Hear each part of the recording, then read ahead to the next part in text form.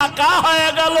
কবর ফাঁকা হওয়ার পর আমি নজর করে দেখতেছি আমার বিবির বুকের উপরে একটা দুধের বাচ্চা খেলাধুলা করতেছে।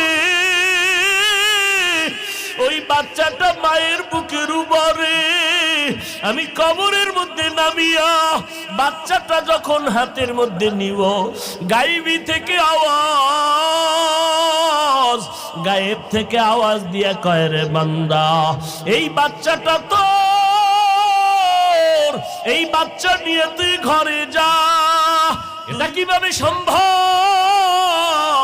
আল্লাহর বান্দা কান্না করে বলেন, ওমর, আমার ঘরের মধ্যে আমার স্ত্রী আর আমি ছাড়া ঘরের মধ্যে কেউ নাই।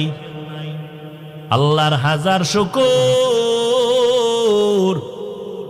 এমন এক স্ত্রী আল্লাহ আমাকে দান করেছেন। আমার ঘর